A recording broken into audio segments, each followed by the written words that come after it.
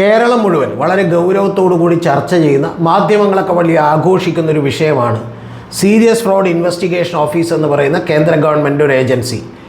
തായ്ക്കണ്ടിയിൽ വീണ അഥവാ വീണ ടി എന്ന് പറയുന്ന വീണ വിജയൻ, അതായത് പിണറായി വിജയൻ്റെ മകൾക്കെതിരെ നടത്തുന്ന അന്വേഷണം, അത് തീർത്തും പ്രസക്തമായ ഒന്നാണ്. കാരണം ഇൻ്ററിം സെറ്റിൽമെൻറ്റ് ബോർഡിൻ്റെ റിപ്പോർട്ടിൽ വളരെ കൃത്യമായി വീണ ടിക്ക് ഇത്തരത്തിൽ പണം കൊടുത്തുവെന്നും ഏതാണ്ട് മാസം 8 ലക്ഷം രൂപ ഒരെണ്ണം അവരുടെ ഓഫീസ് അക്കൗണ്ടിലേക്കും ഒരെണ്ണം അവരുടെ പേഴ്സണൽ അക്കൗണ്ടിലേക്കും 8 ലക്ഷം രൂപ 5, 3, 8 ലക്ഷം രൂപ വീതം അയച്ചു കൊടുത്തിരുന്നുവെന്നും അങ്ങനെ ഏതാണ്ട് 1,72 ലക്ഷം രൂപ കൃത്യമായി ഇവർ കൈപ്പറ്റിയെന്നുമാണ് നമ്മൾ ആദ്യം കേൾക്കുന്നത്. പക്ഷേ പിന്നീടാണ് കേൾക്കുന്നത്, കാരണം ഒരു 90 ലക്ഷം രൂപ ലോണായി തന്നെ, ഒരു സെക്യൂരിറ്റിയും ഇല്ലാതെ ലോണായി തന്നെ വീണ ടി കൈപ്പറ്റിയിരുന്നു എന്നുള്ളതാണ് നമുക്കറിയാൻ കഴിയുന്നത്. എക്സാലോജിക് എന്ന് പറയുന്ന ഇവരുടെ കമ്പനി. അപ്പോൾ യഥാർത്ഥത്തിൽ ആദ്യം പിണറായി വിജയനൊക്കെ പറഞ്ഞിരുന്നത് എൻ്റെ ഭാര്യ പെൻഷൻ കിട്ടിയിട്ടുള്ള ഒരു തുക കൊണ്ടാണ് നേരെ ബാംഗ്ലൂർ പോയി ഈ പറയുന്ന കമ്പനി തുടങ്ങിയത് എന്നുള്ളതാണ്. പക്ഷേ അതുകൊണ്ടല്ല കമ്പനി തുടങ്ങിയതെന്നും ഇത്തരത്തിൽ പണം മേടിച്ചിട്ടാണെന്നും ഒക്കെ ആളുകൾക്ക് ഏതാണ്ട് വ്യക്തമായി തന്നെ മനസ്സിലായി. പക്ഷേ ഇതുമായി ബന്ധപ്പെട്ട് ഈ വിഷയം ചർച്ച ചെയ്യേണ്ടതാണ്, വളരെ നിശിതമായ വിമർശനങ്ങൾക്ക് വിധേയനാകേണ്ടതാണ് എന്നുള്ള കാര്യത്തിലൊന്നും എനിക്ക് സംശയമില്ല പിണറായി വിജയനൊക്കെ. പക്ഷേ ഇതുമായി ബന്ധപ്പെട്ട് മറ്റാരും ചോദിക്കാത്ത ചില കാര്യങ്ങളും നമ്മളെ കേരള സമൂഹത്തെ വിഡ്ഢിയാക്കുന്ന ചില ന്യായീകരണ തൊഴിലാളികളുടെ വാദങ്ങളുമൊക്കെയാണ് ഈ വീഡിയോയിൽ എനിക്ക് ഡിസ്കസ് ചെയ്യാനുള്ളത്, ചർച്ച ചെയ്യാനുള്ളത്. അപ്പോൾ അതിൽ ഒന്നാമത്തെ പ്രധാനപ്പെട്ട കാര്യമെന്ന് പറയുന്നത്, കേരളം ഏറ്റവും കൂടുതൽ ചർച്ച ചെയ്യേണ്ട ഒരു വിഷയമുണ്ട്. ആ വിഷയത്തെക്കുറിച്ച് മാധ്യമങ്ങളും രാഷ്ട്രീയ പാർട്ടികളും പ്രതിപക്ഷ പാർട്ടികളും അടക്കം എല്ലാവരും തന്നെ മൗനം പാലിക്കുകയും ആ വിഷയത്തിലേക്ക് നമ്മുടെ ശ്രദ്ധ കേന്ദ്രീകരിക്കാതിരിക്കാൻ ഇവരെല്ലാം ശ്രദ്ധിക്കുകയും ചെയ്തിട്ടുണ്ട്. അതെന്താണ് വിഷയം എന്നല്ലേ?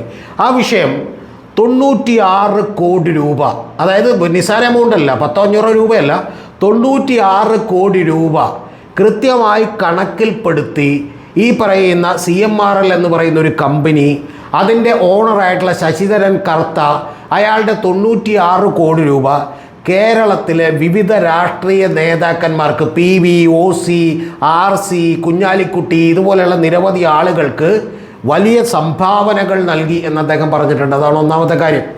രണ്ടാമത്തെ കാര്യം എന്ന് പറയുന്നത്, ഇത് മാത്രമല്ല, നമ്മുടെ ഇവിടുത്തെ ഉന്നതരായിട്ടുള്ള ഉദ്യോഗസ്ഥർക്കെല്ലാം സംഭാവനകൾ നൽകി എന്ന് പറഞ്ഞിട്ടുണ്ട്. അതിൽ വലിയ പോലീസ് ഉദ്യോഗസ്ഥരടക്കമുള്ള ആളുകളുണ്ട് എന്ന് പറഞ്ഞിട്ടുണ്ട്. കൂടാതെ 16 കോടിയോളം രൂപ ഇതിൻ്റെ അകത്ത് പെടുന്ന തന്നെയാണ്, അത് മാധ്യമങ്ങൾക്ക്, മാധ്യമ ഹൗസുകൾക്ക്, മാധ്യമ പ്രവർത്തകർക്കൊക്കെ നൽകിയെന്ന് പറഞ്ഞിട്ടുണ്ട്. ഇതൊക്കെ എന്തിനാണ് നൽകിയത് എന്ന് കൂടി പറഞ്ഞിട്ടുണ്ട്. അതാണ് പ്രധാനപ്പെട്ട കാര്യം. ആ നൽകിയത് വെറുതെ സന്തോഷം കൊണ്ട് എല്ലാവർക്കും കൊടുക്കുന്നത് പോലെ ഇദ്ദേഹം അങ്ങോട്ട് വളരെ ചിരിച്ചുകൊണ്ട് സന്തോഷത്തോടുകൂടി കൊടുത്തതല്ല. പകരം ഇദ്ദേഹത്തിൻ്റെ വളരെ ന്യായമായി നടക്കുന്ന ഇദ്ദേഹത്തിന് ബിസിനസ് നടത്താൻ വേണ്ടി ഇവർ പിടിച്ചുപറി നടത്തിയതുമല്ല. പകരം ഈ അവരുടെ ബിസിനസ് എന്ന് പറയുന്നത് പരിസ്ഥിതിയുമായി ബന്ധപ്പെട്ട് വലിയ പ്രശ്നങ്ങൾ ഉണ്ടാകാൻ സാധ്യതയുള്ള ബിസിനസ്സാണെന്നും, അപ്പോൾ അതുകൊണ്ട് തന്നെ അത് ഈ സ്മൂത്തായി ആ ഫംഗ്ഷൻ നടക്കുന്നതിന് വേണ്ടി കൊടുത്തതാണെന്നാണ്. എന്ന് പറഞ്ഞാൽ ആ വരികൾക്കിടയിൽ ഒളിഞ്ഞിരിക്കുന്ന വാചകം എന്താണ്? ആ വാചകം ഒരൊറ്റ കാര്യമേ ഉള്ളൂ. കാരണം കേരളത്തിലെ കരിമണൽ എന്ന് പറയുന്ന അസംസ്കൃത വസ്തു അത് കൊള്ളയടിക്കാൻ, കേരളത്തിൻ്റെ പരിസ്ഥിതിയെ ചൂഷണം ചെയ്യാൻ വേണ്ടി ഞങ്ങൾ ഈ നാട്ടിലെ സകലമാന മനുഷ്യർക്കും അധികാരമുള്ള, ഞങ്ങളെ തടയാൻ പറ്റുന്ന അല്ലെങ്കിൽ അധികാരമില്ലാത്ത ഫോർത്ത് എസ്റ്റേറ്റ് എന്ന് പറയുന്ന ജനങ്ങളുടെ മുമ്പിൽ ഈ പ്രശ്നം അറിയിക്കാൻ കഴിയുന്ന എല്ലാവരെയും ഞങ്ങൾ പണം കൊടുത്ത് പർച്ചേസ് ചെയ്തു. അതിനാണ് ഞങ്ങൾ 96 കോടി രൂപ കൊടുത്തതെന്നാണ് പച്ച മലയാളത്തിൽ കൃത്യമായി ഒരു interim settlement board, income tax interim settlement ബോർഡിൻ്റെ റിപ്പോർട്ടിൽ എഴുതി വച്ചിരിക്കുന്നത്. ഇതാണ് നമ്മുടെ കേരളത്തിലെ എല്ലാ ആളുകളും തന്നെ ചർച്ച ചെയ്യേണ്ട ഒന്നാമത്തെ ചോദ്യം. ഈ 96 കോടി രൂപയുടെ വലിയ അഴിമതി ആരൊക്കെയാണ് നടത്തിയതെന്നും ആരൊക്കെയാണ് പണം കൈനീട്ടി മേടിച്ചതെന്നും നമ്മൾ ചർച്ച ചെയ്യേണ്ടത് ഒന്ന്. രണ്ടാമത്തെ കാര്യം, ഈ 96 കോടിയെക്കുറിച്ച് കൃത്യമായിട്ടുള്ളൊരു അന്വേഷണം നടത്തണ്ടേ? അത് കരിമണൽ കർത്ത എന്ന് പറയുന്നത് ശശിധരൻ കർത്ത തന്നെ സമ്മതിച്ചൊരു കാര്യമാണെങ്കിൽ എന്തുകൊണ്ടാണ് ഒരു രാഷ്ട്രീയ പാർട്ടി പോലും ഈ 96 കോടിയെക്കുറിച്ച് മിണ്ടാത്തത്? എന്തുകൊണ്ടാണ് ഒരു രാഷ്ട്രീയ പാർട്ടി, ഒരു ഈർക്കിൽ രാഷ്ട്രീയ പാർട്ടി പോലും ഈ പറയുന്ന പണത്തെക്കുറിച്ച് ഏതൊക്കെ ആളൊക്കെ മേടിച്ചു എന്നുള്ളത് കൃത്യമായി പറയണം എന്ന് പറഞ്ഞുകൊണ്ട് ഒരു കേസിന് പോകാത്തത്, അല്ലെങ്കിൽ ഒരു രാഷ്ട്രീയ പ്രക്ഷോഭം നടത്താത്തത്? ഇനി ഇതെല്ലാം പോട്ടെ, ഇവരൊന്നും നടത്തില്ല. പ്രതിപക്ഷം നടത്തുന്നില്ല, BJP നടത്തുന്നില്ല, കോൺഗ്രസ് നടത്തുന്നില്ല, NCP നടത്തുന്നില്ല. ഏറ്റവും ഒടുവിൽ ഈ പറയുന്ന പോലെ RSP, ബോൾഷവിക് എന്ന് പറയുന്ന ഇർക്കിൽ പാർട്ടികളടക്കം ഒരാളുള്ള പാർട്ടികൾ പോലും നടത്തുന്നില്ല. എന്തൊരൊത്തൊരുമയാണെന്ന് നിങ്ങൾ ആലോചിക്കണം. ഇനി ഇവരെല്ലാവരും കൂടി ചോദ്യം ചെയ്യേണ്ടത് പിണറായി വിജയനല്ലേ? പിണറായി വിജയനോട് പറയേണ്ട, ഈ കേരളത്തിൽ ഇങ്ങനെ കൊള്ളയടിക്കാൻ 96 കോടി രൂപ കൊടുത്തിട്ടുണ്ടെങ്കിൽ അതിനെക്കുറിച്ച് വളരെ കൃത്യമായ ഒരു അന്വേഷണം നടത്താൻ പോസിബിലിറ്റി ഉണ്ടോ, സാധ്യതകളുണ്ടോ എന്ന് ഈ ഗവൺമെൻറ് പരിശോധിക്കണ്ടേ? ആ ഗവൺമെൻറ് ഇതിനെതിരെ നടപടിയെടുക്കണ്ടേ? ഇതിനൊന്നുമെതിരെ നടപടിയെടുക്കുന്നില്ല എന്ന് പറഞ്ഞാൽ യഥാർത്ഥത്തിൽ ഇപ്പോൾ യൂസഫ് അലിയുടെയൊക്കെ കേസിൽ നമുക്കറിയാം, അദ്ദേഹം കേരളത്തിന് പൊതുവെ എല്ലാ രാഷ്ട്രീയക്കാർക്കും സ്വീകാര്യനായിട്ടുള്ള ഒരാളാണ്. അതേപോലെ തന്നെ അതിനേക്കാൾ കുറച്ച് പണം കുറവാണെങ്കിൽ പോലും തീർച്ചയായിട്ടും ശശിധരൻ കർത്ത എന്ന് പറയുന്ന ഒരാളും ഇത്തരത്തിൽ ഈ പറയുന്ന നമ്മുടെ നാടിനെ കൊള്ളയടിക്കുന്നവർക്കെല്ലാം വളരെ കൃത്യമായി വീതം വെച്ചുകൊണ്ട് അദ്ദേഹവുമൊക്കെ ഇവരുടെ പ്രിയങ്കരനായ സുഹൃത്തായി മാറിയിരിക്കുന്നു. അപ്പോൾ അതാണ് കേരളം ഏറ്റവും ആദ്യം ചർച്ച ചെയ്യേണ്ടത്. ഒന്നാമത്തത്, അതിൽ പിണറായി വിജയനെ പോലുള്ള ഒരു മുഖ്യമന്ത്രിക്ക് നടപടിയെടുക്കേണ്ടത്, അതിൽ നടപടിയെടുക്കാതിരിക്കുന്നത് എന്തുകൊണ്ടാണ്? രണ്ടാമത്തത്, എല്ലാ പ്രതിപക്ഷ പാർട്ടികളും BJPയും കോൺഗ്രസും അടക്കം എല്ലാവരും മൗനം അവലംബിക്കുന്നത് എന്തുകൊണ്ടാണ് കേരളത്തിലെ സാധാരണക്കാരായ ആളുകൾ പോലും ഇത് ചർച്ച ചെയ്യാത്തത്? നിങ്ങളടക്കം ഇതൊരു കമൻറ്റ് ചെയ്യണം. കാരണം തീർച്ചയായിട്ടും ഞാനൊരിക്കലും വീണ വിജയനെ വിളിപ്പിക്കാനോ പിണറായി വിജയൻ്റെ മകൾ വീണ മേടിച്ച കാശിനെ ന്യായീകരിക്കാനോ ഒന്നും മുതിരുന്നില്ല. പക്ഷേ അതിനേക്കാൾ കാരണം അതൊരു മുഖ്യമന്ത്രി മാറിയാൽ മാറും, ചിലപ്പോൾ ഒരു മകൾ മാറിയാൽ മാറും. പക്ഷേ ഇത് കേരളം മുഴുവൻ അഭിമുഖീകരിക്കുന്ന ഏറ്റവും വലിയ പ്രശ്നമാണ് ഈ നെക്സസ് എന്നുള്ളത് നിങ്ങൾ ഓരോരുത്തരും മനസ്സിലാക്കണം. ആ നെക്സസിനെതിരെ നിങ്ങൾക്ക് കമൻ്റ് ഉണ്ടെങ്കിൽ ഈ വീഡിയോക്ക് അടിയിൽ നിങ്ങൾ പ്രതിഷേധിക്കണം, കമൻറ്റ് ചെയ്യണം. ഈ 96 കോടി രൂപ കണക്കിൽപ്പെടുത്തി കൊടുത്തേക്കുന്നതാണ്. അപ്പോൾ കണക്കിൽപ്പെടാത്ത എത്ര കൊടുത്തിട്ടുണ്ടാകും എന്ന് നിങ്ങളൊന്ന് ആലോചിച്ചാൽ മതി. അതായത് ഒരുപക്ഷെ 500 ആയിരക്കണക്കിന് കോടി രൂപയോ ഇത്തരത്തിൽ രാഷ്ട്രീയ പാർട്ടികൾക്കും ഉദ്യോഗസ്ഥർക്കും മാധ്യമങ്ങൾക്കും മാധ്യമപ്രവർത്തകർക്കും ഒക്കെ വിതരണം ചെയ്താൽ ഈ നാട്ടിൽ എന്ത് തോന്നിവാസവുമാകാം, ഈ നാടിനെയും കൊള്ളയടിക്കാം എന്നുള്ളതിൻ്റെ ഒരു ഉദാഹരണമല്ലേ അത്? ഇനി ഇതെല്ലാം കഴിഞ്ഞതിന് ശേഷം, ഇങ്ങനെയൊക്കെ നമ്മളെ പൊട്ടന്മാരാക്കിയതിന് ശേഷം, നമ്മൾ പ്രബുദ്ധരൊന്നുമല്ല, നമ്മൾ വിഡ്ഢികളായ നമ്മൾ ഇതെല്ലാം തൊണ്ട തൊടാതെ വിഴുങ്ങിയതിന് ശേഷം ഇനി ചില ന്യായീകരണങ്ങൾ വരുന്നുണ്ട്. നമ്മളെ ചിരിപ്പിക്കാൻ, നമ്മളെ പരിഹസിക്കാൻ, നമ്മൾ വെറും മണ്ടന്മാരാണെന്ന് ഇവർ ഉള്ളിൻ്റെ ഉള്ളിൽ ധരിച്ചുകൊണ്ട് ചില ന്യായീകരണങ്ങൾ. അതിൽ ഒന്ന് AK ബാലൻ്റെ ന്യായീകരണമാണ്. അതെന്ത് പറഞ്ഞാലും അബദ്ധമാണ്, അത് ഞാൻ നിങ്ങളോട് പറയുന്നില്ല. അദ്ദേഹം പല വിടുവായിത്തരങ്ങളും ഒക്കെ പറയുന്നുണ്ട്. ഇതൊക്കെ പോട്ടെ, കേരളത്തിൽ CPMൻ്റെ പൊളിറ്റ് ബ്യൂറോ മെമ്പറായിട്ടുള്ള A വിജയരാഘവൻ, അദ്ദേഹം നമ്മുടെ ബിന്ദു ടീച്ചറുടെ ഭർത്താവാണ്, അല്ലെങ്കിൽ അദ്ദേഹത്തിൻ്റെ ഭാര്യയാണ് ബിന്ദു ടീച്ചർ എന്ന് പറയുന്ന ഉന്നത വിദ്യാഭ്യാസ വകുപ്പിൽ. അവരുടെ ഇംഗ്ലീഷ് നമ്മൾ കേട്ടിട്ടുണ്ടാവും. അവർ പറയുന്നത് അവർ വീട് തലയിൽ ചുവന്നുകൊണ്ട് നടക്കുകയാണെന്നാണ്. അവർ പഠിപ്പിച്ച കുട്ടികളിലെ അവിടെ ആരിഫ് മുഹമ്മദ് ഖാനെതിരെ പഴയ ഗവർണർക്കെതിരെ ബോർഡ് എഴുതി വെച്ചിട്ടുണ്ടായിരുന്നു. അവരാണ് ഇംഗ്ലീഷ് പഠിപ്പിച്ചതെന്നാണ് എൻ്റെ ഓർമ്മ. Your dal will not cook here, നിങ്ങളുടെ പരിപ്പ് ഇവിടെ വേവില്ല എന്നാണ്. എന്ന് പറഞ്ഞാൽ ബോർഡ് എഴുതി വെച്ചിരിക്കുകയാണ്. അപ്പോൾ ഇത്തരത്തിലുള്ള ഓരോ പൊട്ടത്തരങ്ങളൊക്കെ എഴുതി വെക്കുന്ന ആളുകൾ അവരുടെ ഭർത്താവായിട്ടുള്ള A വിജയരാഘവൻ, അദ്ദേഹം കമ്മ്യൂണിസ്റ്റ് പാർട്ടിയുടെ ഏറ്റവും സമുന്നതമായ ബോഡിയിൽ അംഗമായിട്ടുള്ള ഒരാളാണ്. അദ്ദേഹം എന്ന് പറയുന്നത് എന്താണെന്നറിയാമോ?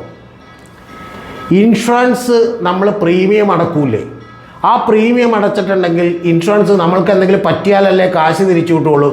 അപ്പോൾ പറ്റിയില്ലെങ്കിലും നമ്മൾ പ്രീമിയം അടക്കണ്ടേ? അതൊരു സേഫ്റ്റിക്ക് വേണ്ടി, സുരക്ഷയ്ക്ക് വേണ്ടി നമ്മൾ കൊടുക്കുന്ന പണമാണ്. അതുപോലെ തന്നെയാണ് വീണ വിജയന് കമ്പനി ഏതാണ്ട് ഒരു മാസം 8 ലക്ഷം രൂപ, അതായത് കുറച്ച് എമൗണ്ട് കമ്പനി അക്കൗണ്ടിലേക്കും എക്സാലോജിക്കിലേക്കും കുറച്ച് എമൗണ്ട് വീണയുടെ പേഴ്സണൽ അക്കൗണ്ടിലേക്കും കണ്ടിന്യൂസ് ആയി 8 ലക്ഷം രൂപ കൊടുത്തുകൊണ്ടിരുന്നു. 1,72 ലക്ഷം രൂപ കൊടുത്തുകൊണ്ടിരുന്നു. ഇപ്പോഴാണ് നമ്മൾ അറിയുന്നത് 1,72 ലക്ഷം രൂപ മാത്രമല്ല, 90 ലക്ഷം രൂപ കൂടി കൂടുതലായി കടമായി മേടിച്ചിരുന്നു. പക്ഷേ ഈ കടമോ ഈ കൊടുത്ത കാശോ ഒന്നും തിരിച്ചു കിട്ടിയില്ലെങ്കിൽ നമ്മുടെ പ്രിയപ്പെട്ട മഹാനായ ഉദാരമനസ്കനായിട്ടുള്ള കരിമണൽ കർത്ത എന്നറിയപ്പെടുന്ന ശശിധരൻ കർത്തയ്ക്ക് യാതൊരു പരാതിയുമില്ല കേട്ടോ. നിങ്ങളൊന്ന് മനസ്സിലാക്കണം, യാതൊരു പരാതിയില്ല. ഇനി വീണയ്ക്ക് ഇതുപോലെ പണം കൊടുത്തിട്ടുള്ള മറ്റ് കമ്പനികളുണ്ട്, സാന്റാമോണിക്കടക്കം നിരവധി കമ്പനികളുണ്ട്. ആ കമ്പനികൾക്കും ഒരു പരാതിയില്ല. പിന്നെ സേവനം കിട്ടിയോ ഇല്ലയെന്ന് ചോദിക്കുമ്പോഴാണ് ഈ പറയുന്ന നമ്മുടെ മണ്ടനായിട്ടുള്ള A വിജയരാഘവൻ പറയുന്നത് സേവനം നിങ്ങൾ ഇൻഷുറൻസ് പ്രീമിയം അടക്കണ പോലെ അടച്ചതാണ്, ആവശ്യം വരുമ്പോൾ വീണയുടെ നിന്ന് സേവനം മേടിക്കാമെന്ന് വെച്ച് 2,70 ലക്ഷം രൂപ കൊടുത്തതാണെന്ന്. എൻ്റെ പ്രിയപ്പെട്ട സുഹൃത്തുക്കൾ, ഇത് കേൾക്കുന്ന നിങ്ങളാരെങ്കിലും ഒരു സേവനം ചിലപ്പോൾ ഭാവിയിൽ ആവശ്യമായി വന്നേക്കാം എന്ന് വിചാരിച്ച് ആർക്കെങ്കിലും പണം കൊടുക്കുമോ? നിങ്ങളിത് പോട്ടെ, ഇത് ന്യായീകരിക്കാതിരിക്കാനുള്ള ഈ പറയുന്ന ബുദ്ധിയെങ്കിലും കാണിക്കണ്ടേ എൻ്റെ A വിജയരാഘവ?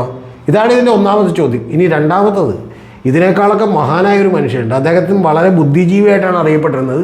പക്ഷേ CPMൻ്റെ സംസ്ഥാന സെക്രട്ടറി ആയപ്പോഴാണ്, അദ്ദേഹം ഒരു ജാഥ നടത്തിയപ്പോഴാണ് അദ്ദേഹം വെറും ബുദ്ധിയില്ലാത്തൊരു ജീവിയാണെന്ന് നമുക്ക് മനസ്സിലായത്. അദ്ദേഹത്തിൻ്റെ പേര് നമുക്കറിയാം, MV ഗോവിന്ദൻ എന്നാണ്. MV ഗോവിന്ദൻ മാഷ് എന്നൊക്കെയാണ് ആളുകൾ വിളിക്കുന്നത്. അദ്ദേഹം ഇതിനു മുമ്പ് പല മണ്ടത്തരങ്ങളൊക്കെ പറഞ്ഞിട്ടുണ്ട്. അതായത് ഒരു പൊതുയോഗത്തിലിരുന്ന് അദ്ദേഹം സംസാരിക്കുന്നത് ഞാൻ നിങ്ങളെ കാണുന്നു, നിങ്ങൾ എന്നെ കാണുന്നു, പക്ഷേ എന്നെ കാണുന്ന നിങ്ങളെയാണ് ഞാൻ കാണുന്നത് എന്നൊക്കെ പറഞ്ഞ് എന്ത് ചെയ്യുന്നുണ്ട്, സംസാരിക്കുന്നുണ്ട്. അത് ഞാൻ നീട്ടുന്നില്ല, കാരണം നീട്ടിയാൽ ചിലപ്പോൾ നിങ്ങൾ വിചാരിക്കും എനിക്ക് കംപ്ലയിൻ്റ് ആണെന്ന്, അല്ലെങ്കിൽ ചിലപ്പോൾ നിങ്ങൾക്ക് ഇത് കേട്ട ആളുകൾക്ക് കംപ്ലയിൻ്റ് ആയിപ്പോകും. എന്ന് പറഞ്ഞാൽ എന്നെ കാണുന്ന നിങ്ങളെയാണ് ഞാൻ കാണുന്നത് എന്നൊക്കെ പറഞ്ഞ് സംസാരിക്കുന്നുണ്ട്. അതിൽ ഇടയിൽ ചില ലോജിക്കൊക്കെ ഉണ്ട്. അത് അയാളുടെ വളരെ ട്രോളായിട്ടുള്ള വീഡിയോ ആയിട്ടൊക്കെ പുറത്തു വന്നതാണ്. ഇതുകൂടാതെ അദ്ദേഹം മൈക്കുകാരനെ പഠിപ്പിക്കുന്ന ഒരു വീഡിയോ ഉണ്ട്. അതായത് ഒരു മൈക്ക് കേടായി കഴിയുമ്പോൾ മൈക്കിന് ഇത്ര വലിയ സിസ്റ്റമൊന്നും വേണ്ട, മൈക്കിന് ചെറിയ ചെറിയ സംഭവങ്ങൾ മതി, പക്ഷെ അത് വെച്ച് വലിയ സൗണ്ട് ഉണ്ടാക്കാം എന്നൊക്കെ ഈ മഹാൻ ഇരുന്ന് പഠിപ്പിക്കുന്നുണ്ട്. അങ്ങനെ മൈക്കുകാരനെ ചീത്ത പറയുന്നതൊക്കെ കേട്ട് രോമാഞ്ച കഞ്ചുകരായിട്ടുള്ള ആളുകൾ കൈയടിക്കുന്നതൊക്കെ നമ്മൾ കണ്ടു. എന്തായാലും ഞാൻ ആദ്യം പറഞ്ഞ ഡയലോഗിന് കൈയടിച്ചില്ല കേട്ടോ, കാരണം ഇവരുടെ മറ്റേ മൈൻഡ് തന്നെ അടിച്ചു പോയിട്ടുണ്ട്, അതുകൊണ്ട് ബ്ലാങ്കായി പോയിട്ടുണ്ട്, അതുകൊണ്ട് കൈയടിക്കാൻ പറ്റില്ല.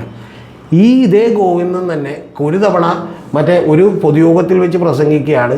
പുള്ളി ബീച്ചിൻ്റെ അവിടെ ചെന്നൊരു പടം എടുത്തു. ആ പടം എടുത്തപ്പോൾ അതിൻ്റെ ബാക്ക്ഗ്രൗണ്ട് മാറ്റി അത് ന്യൂയോർക്കിലാക്കി, വേറെ എവിടെയോ ആക്കി, ബാലി ദ്വീപിലാക്കി, അതൊക്കെ AI ആണെന്നൊക്കെ പറഞ്ഞ് ഇദ്ദേഹം ഭയങ്കരമായിട്ട് സംസാരിക്കുന്നു. അപ്പോൾ അവിടെയുള്ള സഖാക്കളൊക്കെ കൂടി കൈയടിക്കുന്നു. കേരളം എത്രമാത്രം അതപ്പം ഇതൊക്കെ സാധാരണ വിഷയമാണ്. നിങ്ങൾക്കിതൊന്നും അറിയാൻ പാടില്ലാഞ്ഞിട്ടാണ്. എന്തൊക്കെയാണ് ഇവർ ചിന്തിച്ചു വെച്ചേക്കുന്നത്. ഇതെല്ലാം പോട്ടെ, നമ്മൾ മറന്നുകളാം. ബാക്കി ഇദ്ദേഹത്തിൻ്റെ ഏറ്റവും ഗംഭീരമായിട്ടുള്ളൊരു സംഭവം നമുക്കറിയാലോ, കേരളയിലെ ന്യായീകരിച്ചത്.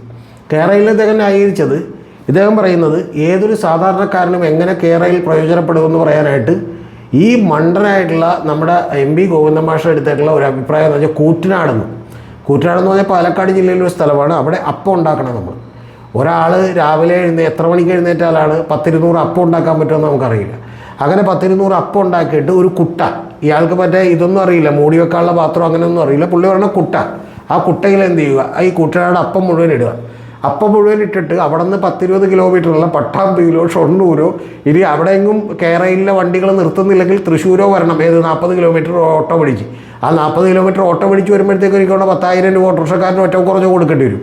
അങ്ങനെ ഓട്ടോറിക്ഷയിൽ വരിക, വന്നതിന് ശേഷം നേരെ എന്ത് ചെയ്യുക, ഈ പറയുന്ന കേരളയില്ല. അപ്പോൾ വണ്ടി വന്നോ എന്ന് ചോദിക്കുന്നു. അപ്പോൾ പറയും ഇപ്പോൾ വണ്ടി പോയുള്ളൂ, 10 മിനിറ്റായി, ഇനി അടുത്ത 10 മിനിറ്റ് കഴിയുമ്പോൾ അടുത്ത വണ്ടി വരും. അതായത് ഓരോ 20 മിനിറ്റിലും കേരളയിലൂടെ വണ്ടി ഓടിക്കൊണ്ടിരിക്കുകയാണ്, നിങ്ങൾ മനസ്സിലാക്കണം. അപ്പോൾ 10 മിനിറ്റ് അവർ വെയിറ്റ് ചെയ്യുന്നു, നേരെ ട്രെയിനിൽ കയറുന്നു, ടിക്കറ്റ് എടുക്കുന്നു. ടിക്കറ്റിന് ഒരു 500 രൂപയൊക്കെയാണ് വില. കാരണം എന്ന് വെച്ചാൽ കേരളയിൽ വരുമ്പോഴത്തേക്കും വലിയ തോതിലുള്ള റേറ്റ് ആയിരിക്കും. അതിപ്പോൾ നമുക്കറിയാലോ, വന്ദേ ഭാരതിനൊക്കെ വന്ന പോലെയുള്ള റേറ്റ് ആയിരിക്കും. ആ റേറ്റിൽ എടുക്കുന്നു, നേരെ എറണാകുളത്ത് വന്നിറങ്ങുന്നു. എറണാകുളത്ത് വന്നിറങ്ങുമ്പോഴേക്കും എറണാകുളത്ത് ഈ അപ്പം കിട്ടാതെ ആളുകളാകെ വലയുകയായിരിക്കും. എന്ന് പറഞ്ഞാൽ വെള്ളം കിട്ടാതെയൊക്കെ നമ്മൾ വലയുന്ന പോലെ അപ്പം കിട്ടാതെ ആളുകൾ ആകെ വലഞ്ഞ് എല്ലാവരും റെയിൽവേ സ്റ്റേഷനിൽ വന്ന് കാത്തുനിൽക്കുകയായിരിക്കും എന്നുള്ളതാണ് അപ്പം ഗോവിന്ദൻ പറയുന്നത്. അപ്പോൾ അപ്പം ഇങ്ങനെ കൊട്ടയൊക്കെ കാണിക്കുമ്പോൾ തന്നെ അപ്പം മുഴുവൻ വിറ്റ് പോകും. അപ്പോൾ ഇവർക്ക് അപ്പം വിറ്റ് പോകുമ്പോൾ 200 അപ്പം വിറ്റ് പോകുമ്പോൾ 2000 രൂപ കിട്ടുമല്ലോ. അപ്പോൾ 2000 രൂപ കിട്ടിക്കഴിയുമ്പോൾ, അല്ലെങ്കിൽ ഇപ്പോൾ 500 അപ്പം വിറ്റ് പോകുന്നതായിരിക്കും. 500 അപ്പം വിറ്റ് പോയാൽ പോലും ഇവർക്ക് എത്ര 5000 രൂപ കിട്ടും. അതിൽ എത്ര രൂപ ലാഭം ഉണ്ടാവും? ഒരു 1500 രൂപ ലാഭം ഉണ്ടാവും. ആ ലാഭവുമായി ഇവർ ഇപ്പം തന്നെ ഇവരുടെ കയ്യിൽ നിന്ന് ഒരു 1500 രൂപ പോയി കഴിഞ്ഞു. തിരിച്ച് ഇവരത് അവിടെ നിന്ന് ഒരു ചായ കുടിക്കണമെന്നാണ് ഇദ്ദേഹം പറഞ്ഞത്. ഈ ചായ കുടിക്കണം എന്തിനാണെന്ന് എനിക്കറിയില്ല. ചായയും പിന്നെ ഒരു പരിപ്പൂടയും കുടിക്കണമെന്നായിരിക്കും സഖാവ് ഉദ്ദേശിച്ചിട്ടുണ്ടാവുക. അങ്ങനെ അത് കഴിച്ചതിന് ശേഷം നേരെ അടുത്ത വണ്ടിക്ക് എന്ത് ചെയ്യുന്നു, ഈ പറയുന്ന പട്ടാമ്പിയിലോ ഷൊർണൂരോ ചെന്നിറങ്ങുന്നു. അവിടെ നിന്ന് വീണ്ടും ഒരു ബസ്സിൽ കയറിയിട്ടോ അല്ലെങ്കിൽ ഈ പറഞ്ഞ കുട്ടയുമായിട്ട് ബസ്സിൽ കയറാൻ ബുദ്ധിമുട്ടിരിക്കുക, വീണ്ടും ഒരു 1000 രൂപ മുടക്കി വീട്ടിൽ ചെല്ലുന്നു. എത്ര മനോഹരമായ പദ്ധതിയാണ് നോക്കി. എങ്ങനെ അവർക്ക് ലാഭം ഉണ്ടാവും? അങ്ങനെ ഉച്ചയ്ക്ക് അവർക്ക് വീട്ടിൽ പോയി കിടന്നുറങ്ങാം. അത്തരത്തിലുള്ള വലിയ പദ്ധതിയാണെന്നാണ് കേരളയിൽ പറഞ്ഞത്. ഇനി ഇതൊക്കെ പോട്ടെ, ഈ വീണ വിജയൻ്റെ പരിപാടി പുള്ളി ന്യായീകരിക്കുന്നുണ്ട്. അത് നിങ്ങൾ കേൾക്കേണ്ടതാണ്. വീണ വിജയൻ്റെ കേസിൽ പുള്ളി ന്യായീകരിക്കുന്നൊരു കാര്യം, IT-ക്ക് സേവനം കൊടുത്തോ എന്നാണ് ചോദിക്കുന്നത്. ഇപ്പോൾ വളപ്പിൽ കിടക്കുകയാണോ സേവനം എന്നാണ് പുള്ളി ചോദിക്കുന്നത്. വളപ്പെന്ന് പറഞ്ഞാൽ സ്ഥലത്ത്, അതായത് പറമ്പിൽ കിടക്കുകയാണോ സേവനം എന്നാണ് പുള്ളി ചോദിക്കുന്നത്. സേവനം ഒരിക്കലും പറമ്പിൽ കിടക്കില്ലല്ലോ. IT-യുടെ സേവനം പറമ്പിൽ കിടക്കില്ല. പിന്നെ പുള്ളി ചോദിക്കുന്നത് ഈ പറയുന്ന പോലെ കണ്ടം കാലി പൂട്ടുകയാണെങ്കിൽ നമുക്ക് കാണാമെന്നാണ്. കണ്ടം കാലി പൂട്ടുക എന്ന് പറഞ്ഞിട്ടുണ്ടെങ്കിൽ എറണാകുളത്തുള്ളവർക്കൊക്കെ അറിയാൻ ബുദ്ധിമുട്ടായിരിക്കും. എന്ന് പറഞ്ഞാൽ ഈ കാളയെ വെച്ച് നമ്മൾ കണ്ടം ഉഴുതുമറിക്കുന്ന പരിപാടിയാണ്. അങ്ങനെയാണെങ്കിൽ കണ്ടം കാലി പൂട്ടിയോ എന്ന് ചോദിച്ചാൽ കണ്ടം കാലി പൂട്ടിയെന്നറിയാം. പക്ഷേ IT-യുടെ സേവനം അത് നമുക്ക് കണ്ണുകൊണ്ടൊന്നും കാണാൻ പറ്റില്ല, അത് നമുക്ക് തിരിച്ചറിയാൻ പറ്റില്ല എന്നാണ് പുള്ളി പറയുന്നത്. എന്ന് പറഞ്ഞാൽ പോക്കിരി രാജ എന്ന് പറഞ്ഞ സിനിമയിൽ മമ്മൂട്ടിയുടെ ഇടിയെക്കുറിച്ചിട്ട് പൃഥ്വിരാജ് പറയുന്നുണ്ട്. അതായത് ചേട്ടൻ്റെ ഇടി സാധാരണ കണ്ണുകൊണ്ട് നോക്കിയാൽ കാണാൻ പറ്റില്ല, അത് സ്ലോ മോഷനിൽ കാണിച്ചാലേ കാണാൻ പറ്റും എന്ന് പറഞ്ഞാൽ അത് സ്ലോ മോഷനിൽ കാണിക്കുന്നുണ്ട്. അപ്പോൾ അതുപോലെയുള്ള തട്ടുപൊളിപ്പാൻ തറ സിനിമകളിലേക്ക് ഇതുപോലെയുള്ള ഡയലോഗ് അടിക്കാം. പക്ഷേ നമ്മൾ കേരളീയർ മുഴുവൻ വെഡ്ഡികളാന്ന് വെച്ചാണ് ഇദ്ദേഹം പറയുന്നത്. IT-യുടെ സേവനം കാണാൻ പറ്റില്ലെന്നാണ്. എന്തൊരു മണ്ടത്തരമാണ് ഇയാൾ ഈ പറയണത്. ഇൻഫർമേഷൻ ടെക്നോളജിയുമായി ബന്ധപ്പെട്ടിട്ടുള്ള ഏതെങ്കിലും സേവനം ഏതെങ്കിലും തരത്തിൽ കൊടുക്കാൻ തയ്യാറായാൽ അത് കൃത്യമായി കാണാൻ കഴിയും. അല്ലെങ്കിൽ IT റിലേറ്റഡ് ആയിട്ടുള്ള ഏതെങ്കിലും സോഫ്റ്റ്വെയറോ ആ സോഫ്റ്റ്വെയർ പഠിപ്പിക്കലോ അല്ലെങ്കിൽ സോഫ്റ്റ്വെയർ ഇൻസ്റ്റാളേഷനോ മറ്റേതെങ്കിലും റിലേറ്റഡ് സബ്ജക്റ്റുകളൊക്കെ ആണെങ്കിൽ അത് കൃത്യമായി ട്രാക്ക് ചെയ്യാൻ കഴിയുന്നൊരു കാര്യമാണ്, അല്ലെങ്കിൽ കമ്പനിക്ക് കാണാൻ കഴിയുന്നൊരു കാര്യമാണ്. എന്നിട്ട് ഇദ്ദേഹം പറയുന്നത് ഒരു പത്രക്കാരനോട് ചോദിച്ചു IT സേവനം എങ്ങനെയാണ് കൊടുത്തത് നിങ്ങൾക്ക് അറിയാൻ പറ്റുമെന്ന് ചോദിച്ചു. അപ്പോൾ അയാൾക്ക് അറിയാൻ പറ്റില്ലെന്ന് പറഞ്ഞു. ഉടനെ പുള്ളി പറയാം എനിക്കും അറിയാൻ പാടില്ല. അപ്പോൾ പിന്നെ പ്രശ്നം തീർന്നല്ല. അതാണ് എങ്ങനെയാണ് CPM പോലും സംസ്ഥാന സെക്രട്ടറിയൊക്കെ ഇത്രമാത്രം വിവരക്കേടുകൾ വിളിച്ചു പറയുന്നതിൻ്റെ ഒരൊറ്റ കാര്യമേ ഉള്ളൂ. അത് ഈ ശങ്കുട്ടി ദാസ് എന്ന് പറയുന്ന ഒരു BJPയുടെ യുവ നേതാവുണ്ട്. അദ്ദേഹം ഒരിക്കൽ നമ്മുടെ KN ബാലഗോപാലിൻ്റെ ഫേസ്ബുക്ക് പോസ്റ്റിന് താഴെ ഒരു കമൻ്റ് ഇട്ടു. ആ കമൻ്റാണ് എന്നെ അതിശയിപ്പിക്കുന്നത്. ആ കമൻ്റാണ് സത്യം. അതിൽ പറയുന്നൊരു വാചകമുണ്ട്. ഈ KN ബാലഗോപാൽ പെട്രോളിൻ്റെ ചാർജ് 10 രൂപ മറ്റേ കേന്ദ്ര ഗവൺമെൻറ് കുറച്ചു. അപ്പോൾ 10 രൂപ കുറച്ചപ്പോൾ KN ബാലഗോപാൽ ഇട്ടു 2 രൂപ 30 പൈസ ഞങ്ങളും കുറച്ചു എന്നാണ്. എന്താ കാര്യം എന്ന് നിങ്ങൾക്ക് മനസ്സിലായോ? ഈ 10 രൂപ കേന്ദ്ര ഗവൺമെൻറ് കുറച്ചപ്പോൾ അതിൽ ടാക്സ് ആയിരുന്നു 2 രൂപ 30 പൈസ, അത് സംസ്ഥാന ഗവൺമെൻറ്റിന് കിട്ടേണ്ടതാണ്. അപ്പോൾ അത് കിട്ടൂല. അപ്പോൾ അതിന് KN ബാലഗോപാൽ ഇട്ടേക്കണേ 2 രൂപ 30 പൈസ കുറച്ചു എന്നാണ്. അതിൻ്റെ താഴെ ശങ്കുട്ടി ദാസ് എന്ന് പറയുന്ന പുള്ളി വന്നിട്ടൊരു കമൻ്റ് ഇട്ടുണ്ടായിരുന്നു. നിങ്ങളുടെ അണികളുടെ ബുദ്ധിശൂന്യതയിൽ നിങ്ങൾക്കുള്ള ആത്മവിശ്വാസം എന്നെ അത്ഭുതപ്പെടുത്തുന്നു എന്നാണ്. നിങ്ങളുടെ അണികളുടെ ബുദ്ധിശൂന്യതയിൽ, നിങ്ങളുടെ അണികളുടെ ബുദ്ധിയില്ലായ്മയിൽ, നിങ്ങളുടെ ബുദ്ധിയില്ലായ്മയിലുള്ള നിങ്ങളുടെ ആത്മവിശ്വാസം എന്നെ അത്ഭുതപ്പെടുത്തുന്നതാണ്. എന്ന് പറഞ്ഞാൽ നിങ്ങളുടെ അണികൾ മഹാമണ്ടന്മാരാണെന്ന് നിങ്ങൾക്കറിയാം. അത് നിങ്ങൾക്ക് അപാരമായ കോൺഫിഡൻസ് നൽകുന്നുണ്ട്. ആ കോൺഫിഡൻസ് അദ്ദേഹത്തെ അത്ഭുതപ്പെടുത്തുന്നു എന്നാണ്. ഇത് തന്നെയല്ലേ സുഹൃത്തുക്കളെ കേരളത്തിൽ സംഭവിച്ചുകൊണ്ടിരിക്കുന്നത്? അതുകൊണ്ടല്ലേ ഇത്തരത്തിലുള്ള മണ്ടത്തരങ്ങളൊക്കെ കേരളത്തിൽ വന്ന് എഴുന്നള്ളിക്കാനായിട്ട് കഴിയുന്നത്? വെറുതെ അല്ല. CPM പോലൊരു പാർട്ടി 4.5%, 4.29% തുടങ്ങിയൊരു പാർട്ടി പിന്നീട് അവരുടെ വോട്ട് ഷെയർ ഇപ്പോൾ ഏതാണ്ട് 1.76 എത്തി നിൽക്കുന്നതിൻ്റെ കാരണം വേറെ ഒന്നുമല്ല.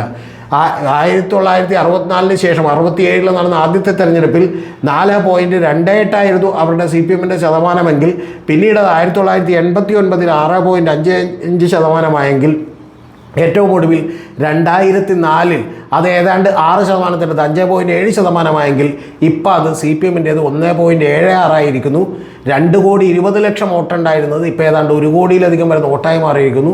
ഇനി അതും പോകാൻ, അതും കളയാൻ അധികം സമയമില്ല. കാരണം ഇവിടെയുള്ള യുവജനങ്ങളും മിടുക്കന്മാരായിട്ടുള്ള ആളുകളുമൊക്കെ അറിയാം ഈ പറയുന്നത് ഒക്കെ വിഡ്ഢിത്തമാണെന്ന് തിരിച്ചറിയുന്ന ഒരു പുതിയ തലമുറ വന്നുകൊണ്ടിരിക്കുന്നു എന്ന യാഥാർത്ഥ്യ ബോധം പോലുമില്ലാതെ ഇതുപോലെയുള്ള മണ്ടത്തരങ്ങൾ ഇനിയും എഴുന്നള്ളിക്കരുത്. ദയവ് ചെയ്ത് പ്ലീസ്.